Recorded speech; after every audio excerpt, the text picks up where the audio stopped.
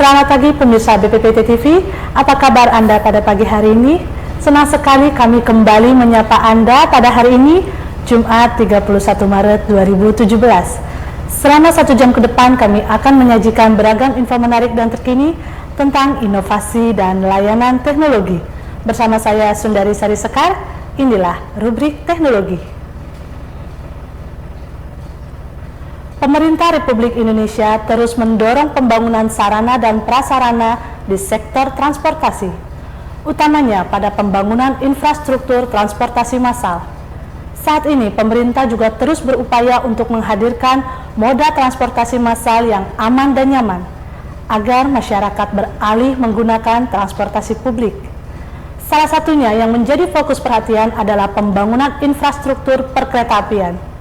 Badan Pengkajian dan Penerapan Teknologi saat ini juga terus berupaya menghadirkan inovasi teknologi serta layanan teknologi yang ditujukan guna mendukung program pembangunan sarana dan prasarana sektor transportasi. Untuk mengetahui sektor seperti apa saja dukungan teknologi terkait pembangunan sektor transportasi, telah hadir bersama kami di studio BPPT TV Kepala Balai Besar Teknologi Kekuatan Struktur atau biasa disebut dengan B2TKS BPPT.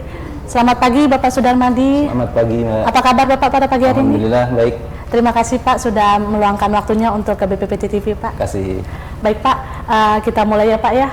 Baik. Apa saja Pak tupoksi dari Balai Besar Teknologi Kekuatan Struktur dalam apa ya Pak, kompetisi utamanya B2TKS gitu Pak? Apa baik. Pak? Jadi kalau berdasarkan peraturan Kepala BPT nomor 14 tahun 2015, tugas pokok dari B2TKS adalah pelayanan teknologi kekuatan struktur. Kemudian untuk kompetensi utama di situ ada bidang layanan jasa teknologi kajian struktur dan bidang layanan jasa teknologi kajian material. Di mana untuk kajian struktur di situ ada struktur alat transportasi dan struktur bangunan serta peralatan industri. Kemudian untuk di bidang kompetensi kajian material, maka di situ ada karakterisasi material dan inspeksi teknis serta analisis kerusakan dan umur sisa. Kemudian dari segi kegiatan, maka di B2TKS melayani layanan berupa pengujian, inspeksi, sertifikasi, kalibrasi, perekayasaan, di mana untuk melayani baik dari industri swasta, BUMN maupun pemerintah. Kemudian dari segi SDM, maka di B2TKS jumlah total sekarang pegawai adalah 143, di mana terdiri dari perekayasa sejumlah 45, kemudian ada peneliti 12. Kemudian dari segi pendidikan, maka didukung oleh tenaga-tenaga yang sudah bertitel S3, S2 dan sarjana. Demikian. Oke Pak, untuk tahun 2017 ini Pak, kira-kira yang menjadi fokus kegiatan dari B2TKS apa aja Pak?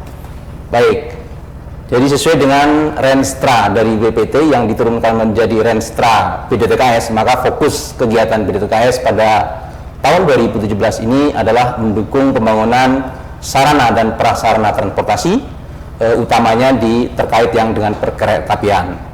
Kemudian selain fokus di bidang itu, maka juga tetap melakukan layanan teknologi lainnya, baik pengujian, sertifikasi produk, di mana banyak produk yang dilayani B2TKS, antara lain produk baja tulangan, produk konstruksi baja, kemudian ban, dan sebagainya.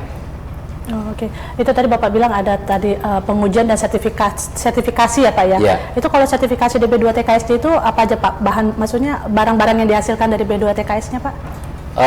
Kalau di B2TKS adalah memberikan jasa. Okay. Jadi yang disertifikasi adalah produk-produk dari hasil dari perusahaan, suatu perusahaan. Kalau yang dilakukan di luar negeri biasanya itu untuk yang akan diimpor ke Indonesia. Misalnya ada produk ban itu dari Cina, kemudian dari Thailand, dari Korea dan sebagainya. Oke Pak, selanjutnya nih Pak ya, bagaimana kemampuan atau kesiapan Indonesia dalam membangun sarana dan prasarana transportasi kereta api Pak, khususnya terkait aspek kemandirian dan TKDN itu Pak? Baik, jadi kalau saya amati terkait aspek kemandirian, menurut saya kita belum siap ya. Terbukti ya kita akan membangun kereta cepat Jakarta-Bandung. Oke. Itu teknologi untuk sarana keretanya masih dari luar, yaitu dari Cina. Kemudian dalam rencana pembangunan kereta semi cepat Jakarta-Surabaya, itu kita menggunakan teknologi dari Jepang. Maka diusahakan untuk prasarana atau infrastrukturnya adalah dari dalam negeri, di mana ini adalah untuk meningkatkan kemandirian dan TKDN, di mana dilaksanakan dengan oleh BUMN. Berarti masih dari luar negeri lah ya Pak ya, sarananya Pak ya. Iya, makanya oleh karena itu menjadi penting bagi kita adanya alih teknologi. Ketika kita membangun dan teknologi dari luar, maka kebijakan alih teknologi harus diterapkan supaya kedepannya kita bisa mandiri, tidak selalu tergantung dengan luar negeri. Tetapi untuk pembangunan sarpras kereta biasa, jadi yang belum cepat atau semi cepat, kemandirian kita dan TKD-nya saya kira sudah cukup tinggi walaupun belum 100%, karena dengan adanya PT Inka kita sudah bisa produksi kereta sendiri, juga untuk prasarana jalannya sudah bisa dibangun oleh BUMN kita sendiri. Oke Pak, bagaimana Bapak melihat dukungan teknologi terhadap pembangunan sarana dan prasarana transportasi nasional? Menurut Bapak, apakah sudah optimal Pak untuk saat ini Pak? Saya lihat belum optimal ya, karena melihat kondisi pembangunan prasarana transportasi secara nasional, maka kita ketahui bahwa banyak pembangunan jalan raya, jembatan, pelabuhan, bandara atau jalan kereta api yang masih sering bermasalah. Jadi ini saya kira salah satunya karena dukungan teknologi yang belum optimal. Jadi semestinya semua pihak pemangku kepentingan itu memiliki semangat yang sama untuk berusaha menciptakan dan menggunakan teknologi baik dalam desainnya, kemudian dalam teknologi materialnya maupun pelaksanaan konstruksinya adalah yang efektif dan efisien, sehingga pembangunan dapat cepat dilaksanakan tentunya dengan kualitas yang baik. Oleh karena itu tentunya ini juga harus didukung dengan SDM yang berkualitas. Berarti ibaratkan kualitas di Indonesia untuk sarana transportasi belum optimal ya Pak ya? Ya, belum. Kira-kira berapa persen Pak kalau menurut Bapak transportasi Indonesia? Mungkin baru sekitar, kalau dari tadi ada sarana dan prasarana ya. Iya Pak. Kalau yang sarana itu masih full dari luar ya untuk yang kereta cepat dan semi cepat. Tapi kalau yang prasarananya itu udah dalam negeri. Jadi kira-kira mungkin sekitar 40% saya kira. Oke Pak. Kemudian dari sisi sarana ya, kita tahu sudah mulai akan menggunakan MRT, LRT, kereta cepat, kereta semi cepat. Saya kira ini adalah salah satu bentuk dukungan teknologi dalam pembangunan transportasi. Dan karena masih dari luar negeri, maka tadi perlu adanya alih teknologi. Oke Pak, baik, kita tahan sejenak ya Pak perbincangan kita, kayaknya makin lama makin seru nih Pak ya. Baik. Kita tahan dulu sejenak Bapak. Baik pemirsa, kami akan segera kembali.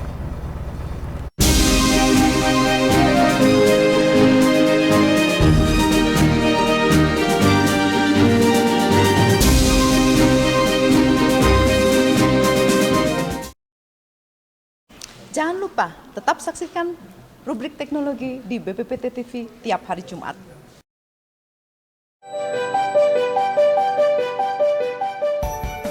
Demi mendukung keterbukaan informasi publik, BPPT TV telah menyiarkan kegiatan yang dilakukan di BPPT dalam mengembangkan teknologi untuk kemandirian bangsa.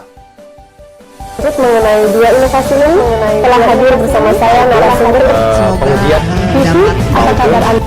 Pengujiannya. Vivi, apa kabar Anda pada pagi?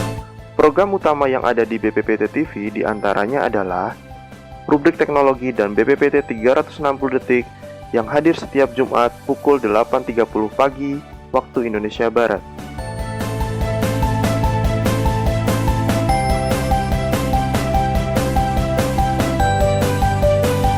BPPT TV dapat diakses melalui laman http://iptv.bppt.go.id.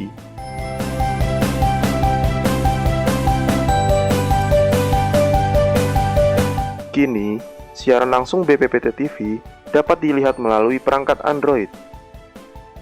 Caranya, buka aplikasi Play Store pada perangkat smartphone Anda, lalu ketikkan BPPT TV pada kolom pencarian. Setelah itu, klik install atau pasang.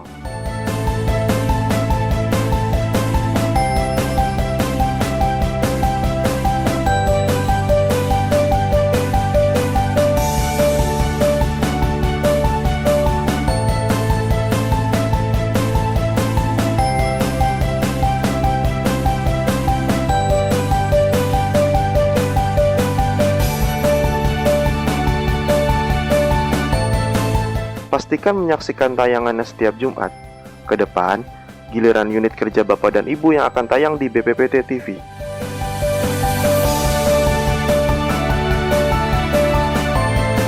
Salam teknologi.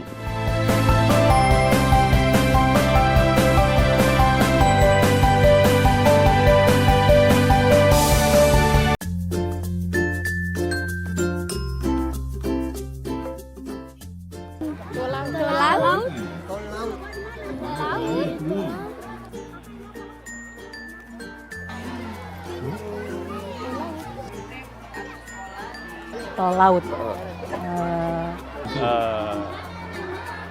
Belum tahu. Yang di Pelabuhan Bakauni itu ya? Tol yang dibangun di atas laut, Bang.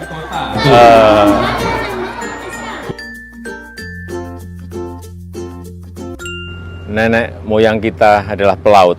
Nenek moyang kita berjaya karena berhasil menaklukkan laut, memanfaatkan laut. Mengambil kearifan leluhur kita, saya melihat laut sebagai peluang, bukan sebagai hambatan. Maka itu kita menggagas tol laut. Tol laut adalah jalur pelayaran yang bebas hambatan, yang menghubungkan pelabuhan-pelabuhan di seluruh Indonesia, yang menghubungkan antar pulau. Dan setelah terhubung dengan tol laut, maka kita harapkan tidak ada lagi kelangkaan barang seperti kelangkaan sembako, kelangkaan BBM, kelangkaan semen. Dan kita juga berharap dengan tol laut harga barang menjadi lebih murah di seluruh tanah air. Dengan laut, pemerataan ekonomi akan tercapai. Laut akan menjadi sumber kejayaan dan sumber kemajuan Indonesia abad 21.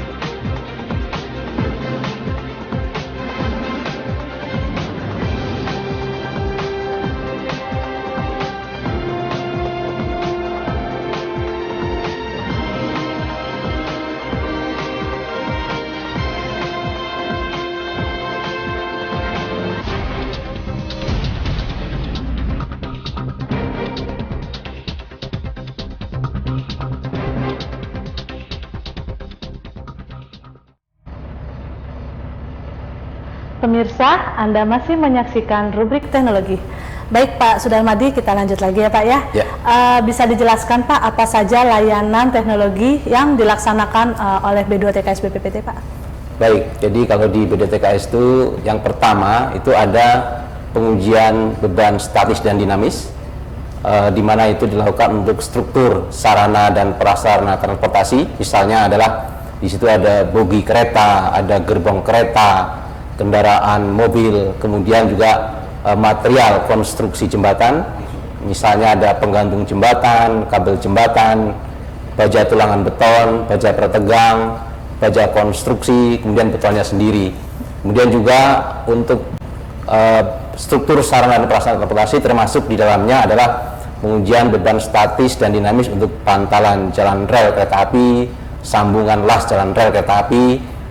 Kemudian untuk struktur bangunan dan peralatan industri, maka di situ ada pengujian untuk tiang fondasi pancang, kemudian untuk konstruksi beton, konstruksi baja, dan evaluasi gedung untuk di lapangan. Kemudian untuk di bidang kajian material, maka di situ ada analisa kerusakan dan umur sisa, kemudian inspeksi atau uji tidak merusak, di mana di situ banyak metode yang digunakan, misalnya ada ultrasonik, eddy current, radiografi, penetran, magnetic particle, spektrometer. Kita tahu bahwa banyak peralatan kilang minyak yang perlu untuk dilakukan kegiatan ini. Jadi misalnya di situ ada perpipaan, reformer, reaktor, tangki adalah alat-alat yang biasa memerlukan analisa kerusakan. Kemudian juga peralatan pabrik, konstruksi baja, konstruksi beton itu juga sering meminta jasa untuk dilakukan analisa kerusakan dan umur sisa. Kemudian kegiatan lainnya, layanan yang diberikan oleh BDTKS adalah kalibrasi, di mana BDTKS mempunyai kemampuan untuk mengkalibrasi pada parameter gaya dan tekanan. Kemudian juga yang dilakukan di BDTKS adalah sertifikasi produk. Di situ ada contohnya adalah ban kendaraan, misalnya ban truk, ban bis, ban mobil, dan sebagainya. Kemudian sertifikasi produk untuk baja atau besi tulangan beton, kemudian baja lembaran, dan juga katup dan tabung gas LPG. Kemudian BDTKS perlu disampaikan di sini bahwa BDTKS sudah terakreditasi oleh Komite Akreditasi Nasional atau KAN untuk laboratorium pengujian dan laboratorium kalibrasi sesuai dengan SNI ISO IC 17025. Kemudian untuk lembaga sertifikasi produk harus sesuai SNI ISO IC 17065, dan untuk lembaga inspeksi adalah sesuai SNI ISO IC 17020. Oke Pak, itu Bapak tadi ada menyebutkan tentang bugi. Bugi itu apa Pak? Boleh dijelaskan Pak bugi? Baik, bugi adalah salah satu komponen dari kereta api. Jadi dia yang menyangga gerbong atau logo di kereta api. Tadi kan terakreditasi ya Pak, ya udah terakreditasi ya Pak B2TKS ya. Tahun berapa Pak akreditasinya Pak? Itu sudah cukup lama. Untuk yang laboratorium pengujian itu 17025 itu sudah sejak tahun 2000-an. Tahun 2000 ya Pak ya. Oke Pak, menurut Bapak nih Pak, fasilitas yang dimiliki B2TKS BPPT saat ini ya Pak, dalam mendukung pembangunan sarana dan prasarana transportasi kereta api, kira-kira apa nih Pak? Baik, jadi di BDTKS itu ada test hole atau bangsal uji dengan mesin atau aktuator dan alat akuisisi data serta alat ukur dan sensor untuk mensimulasikan beban yang akan diterima oleh objek yang akan diuji. Jadi di situ ada aktuator dari berbagai kapasitas dari 25 kN atau 2,5 ton sampai 630 kN atau 63 ton. Kemudian di test hole kita juga ada mesin uji tarik RHZ namanya, itu kapasitas sampai 4000 kN atau 400 ton. Jadi ini yang biasa dipakai untuk uji bogi tadi, kemudian uji bantalan, uji sambungan gerbong kereta, uji tiang pancang, uji komponen jembatan, dan uji sambungan rel. Kemudian di BDTKS juga fasilitasnya adalah ada alat-alat uji dan inspeksi yang portable, yang bisa dibawa ke lapangan. Misalnya di BDTKS itu ada alat ukur getaran, kemudian alat NDT, non-destructive test atau uji tak merusak. Kemudian kita juga punya sensor runtutan untuk melakukan uji beban di lapangan. Itu yang biasa dipakai tadi untuk uji inspeksi gerbong di PT Inka misalnya, kemudian uji pengukuran dinamis saat kereta berjalan. Oke Pak, kira-kira Pak model pengujian yang diunggulkan oleh B2TKS apa Pak? Baik, jadi pengujian yang menjadi unggulan BDTKS untuk sementara ini adalah terkait sarpras kereta api, perkereta-apian adalah pengujian bantalan jalan rel, kemudian pengujian bogi kereta api, kemudian pengujian karbodi atau gerbong kereta, kemudian pengujian sambungan gerbong. BDTKS adalah satu-satunya laboratorium yang dapat melaksanakan pengujian-pengujian tersebut. Jadi para pelanggan, jadi dari PT Inka, PT KAI itu mesti menghubungi BDTKS untuk melakukan pengujian-pengujian tersebut. Kementerian Perhubungan juga selalu merekomendasikan kepada para penyedia bantalan untuk melakukan pengujian bantalannya di BDTKS. Jadi PT Inka ketika perlu melakukan pengujian terhadap bogi atau gerbongnya, maka ke BDTKS. Demikian juga dengan PT KAI. Pengujiannya ini tuh kayak perkereta api ini apa ya, kayak bantalan tadi Bapak bilang, itu dari tahun berapa sih Pak di B2TKS Pak? Dari tahun 90-an itu sudah. Sudah mulai ya Iya, Pak, sudah mulai untuk uji bantalan. Jadi sudah lama. Jadi sudah lama ya Pak ya. Jadi ibaratkan orang PT Inka nih Pak, berarti udah lama ya kerjasama dengan B2TKS-nya ya Pak. Sudah lama. Jadi dulu kan ada program riset unggulan ya. Itu biasanya dulu ada pengembangan kereta api, juga kerjasama PT Inka dengan BDTKS. Jadi untuk bagaimana cara pengujian dilakukan di BDTKS, saya akan menyampaikan beberapa pengujian, misalnya pengujian bantalan, pengujian slab track, kemudian pengujian girder, pengujian bogi, dan pengujian karbodi. Jadi di dalam pengujian bantalan kita menggunakan standar dari AREMA, dari Amerika. Di situ dilakukan pengujian namanya Design Test Taiwan. Jadi ketika mendesain suatu bantalan, maka sebelum dipakai atau diproduksi secara massal itu perlu dilakukan pengujian itu baik untuk kekuatan beton bantalannya sendiri, kemudian kekuatan insertnya, kemudian juga kekuatan atau kondisi sistem penambat. Kemudian untuk pengujian slab track ada 4 macam pengujian di situ, yaitu uji tekan statik transversal, kemudian longitudinal, kemudian cabut insert, dan uji induktansi. Kemudian untuk uji U-shape girder ini adalah dipakai untuk LRT. Ini dilakukan di lapangan, yaitu dengan memberikan beban di atas girder yang akan dipakai di lapangan. Kemudian persyaratan yang ada, tidak boleh ada retak di arah longitudinal. Kemudian untuk retak transversal dibatasi 0,3 mm. Ini adalah jadi diberi beban sampai beban 219 ton dan ditahan selama 24 jam. Kemudian untuk pengujian bogi kereta. Bogi kereta adalah tadi sudah saya sampaikan sebuah komponen di dalam kereta untuk menyangga gerbong kereta. Jadi kenyamanan sebuah kereta itu ditentukan oleh bogi yang digunakan. Jadi akan jelas berbeda antara bogi yang digunakan untuk gerbong barang dengan kereta penumpang atau kereta penumpang kelas ekonomi dengan kelas eksekutif. Tujuan dari pengujian bogi kereta ini adalah dimaksudkan untuk menilai kelaikan struktur bogi yang dalam hal ini didasarkan dengan standar UIC 5103, kemudian disesuaikan dengan peraturan dari Kementerian Perhubungan. Di dalam pengujian bogi maka ada 5 aktuator yang digunakan yang untuk digunakan mensimulasikan beban-beban yang akan diterima oleh bogi yang akan diuji itu. Kemudian untuk pengujian car body atau gerbong kereta, maka di sini yang sebagai acuan adalah Peraturan Menteri Perhubungan nomor 42 tahun 2010 dan pakai standar dari Jepang JIS E7105. Tujuan pada uji statis gerbong ini adalah memperoleh karakteristik struktur kereta akibat pembebanan statis yang dinyatakan dalam nilai regangan, tegangan, dan defleksi maksimum yang terjadi. Kemudian melakukan evaluasi kekuatan struktur kereta terhadap tadi persyaratan yang telah ditetapkan.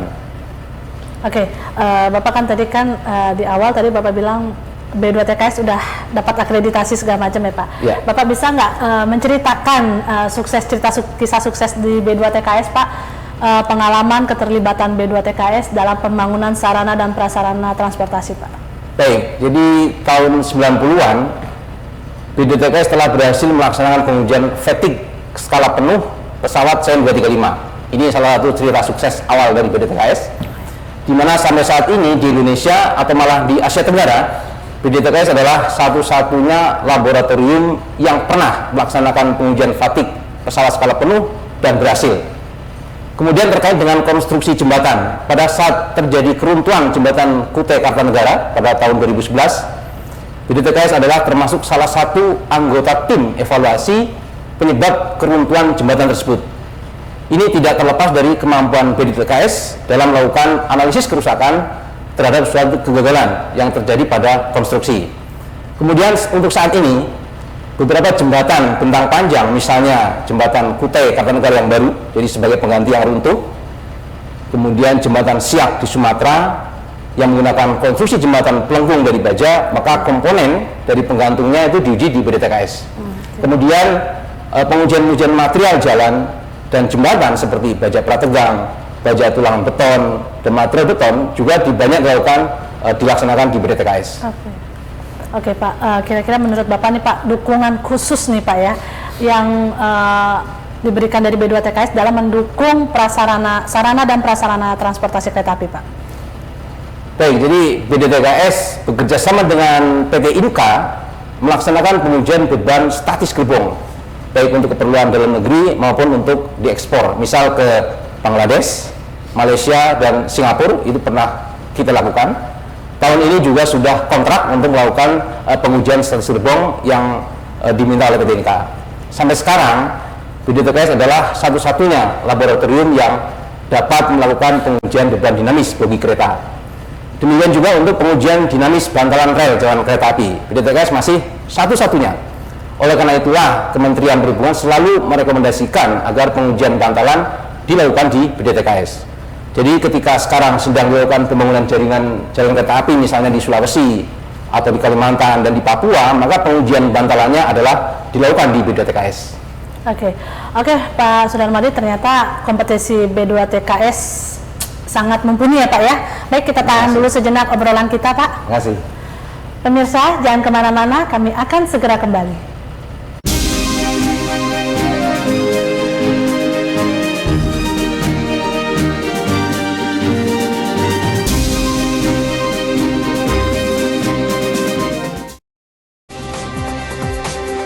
Saksikan BPPT TV setiap hari Jumat pagi jam 8.30.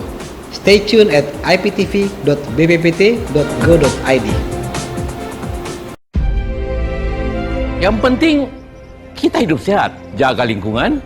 Masyarakat harus terbiasa berperilaku sehat, seperti bergerak, makan yang teratur dan sehat, cukup istirahat, jangan stres walaupun kerja keras. Harus memaknai hidup. Hidup harus berarti. Kalau sakit, jangan langsung ke rumah sakit. Kunjungi dulu puskesmas atau dokter umum. Dengan gotong royong, semua tertolong.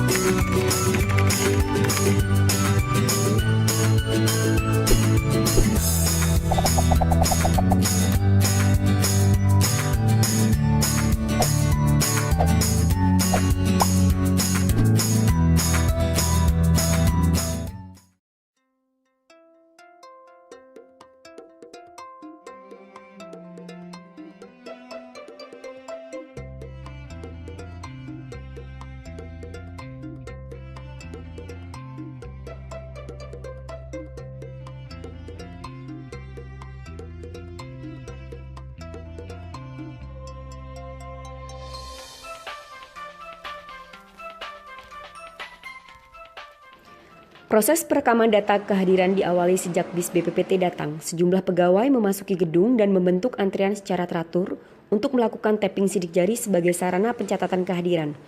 Pegawai memastikan namanya muncul pada layar mesin absensi sebagai tanda keabsahan pencatatan.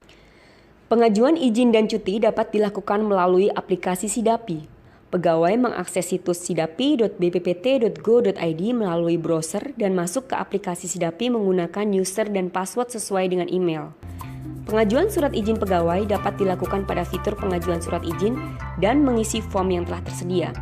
Pada fitur ini, jenis izin yang tersedia meliputi izin kerja, sakit rawat inap, sakit tidak rawat inap, tugas SPPD, dan tugas tanpa SPPD.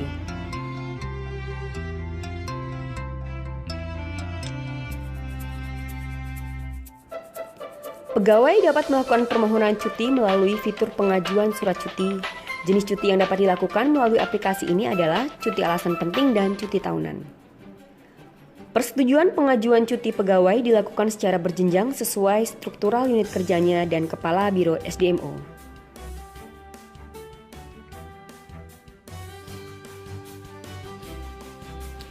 Pegawai yang izin atau cutinya disetujui dapat melihat pada dashboard pribadinya. Penyiapan data rekap kehadiran perizinan sebelum dilakukan otomasi membutuhkan waktu yang lama dan akurasinya rendah. Setelah dilakukan otomasi, penyiapan rekap data kehadiran dan perizinan dapat dilakukan secara cepat dan mudah. Hasil pencatatan kehadiran dan perizinan digunakan untuk pengajuan tunjangan kinerja dan uang makan.